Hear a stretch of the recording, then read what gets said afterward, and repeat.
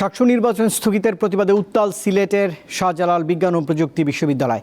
নির্ধারিত সময়ে নির্বাচনের দাবিতে দিনভর বিক্ষোভ ও সড়ক অবরোধ করেছেন বিক্ষুব্ধ শিক্ষার্থীরা। এছাড়াও প্রশাসনিক ভবনে তালা দেয় অবরুদ্ধ হয়ে পড়েছেন উপাচার্য সহ অন্যান্য কর্মকর্তারা।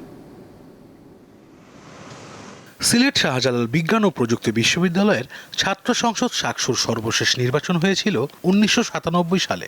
দীর্ঘ 28 বছর পর মঙ্গলবার নির্বাচন হওয়ার কথা ছিল, কিন্তু রবিবার শাকসু ও হল সংসদ নির্বাচন স্থগিত চেয়ে হাইকোর্টে রিট করেন স্বতন্ত্র ভিপি প্রার্থী মমিনুল রশিদ শুভ সহ 3 শিক্ষার্থী।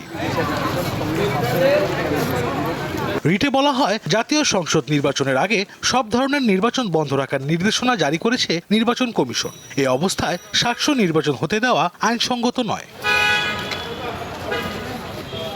রিটের প্রেক্ষিতে শাকসু ও হল সংসদ নির্বাচন 4 সপ্তাহের জন্য স্থগিত করে হাইকোর্ট। আদালতের রায়ের পর সোমবার সকাল থেকেই শাহজালাল বিজ্ঞান ও প্রযুক্তি বিশ্ববিদ্যালয়ে বিক্ষোভ শুরু করেন শিক্ষার্থীরা। নির্ধারিত সময়ে নির্বাচনের দাবিতে সিলেট সুনামগঞ্জ মহাসড়ক অবরোধ করেন তারা। এতে মহাসড়কের উভয় পাশে তীব্র যানজটের সৃষ্টি হয়। যথাসময়ে শিক্ষার্থীদের দাবি মেনে নিয়ে শাকসুকে পুনর্বহাল করেন।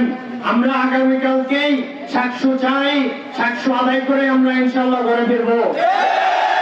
একই সাথে ঘোষণা করেছিলাম যে এই ক্যাম্পাসে 320 একরে মমিনুর রহমান শুভকে আহ্বান ছিল, ঘোষণা করা হলো। এছাড়া দুপুর 12:30টায় প্রশাসনিক ভবনে তালা ঝুলিয়ে দেয় বিক্ষোভকারীরা।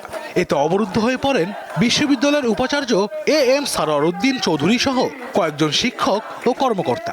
আগামীকালকেই শাকসু হইতে হবে।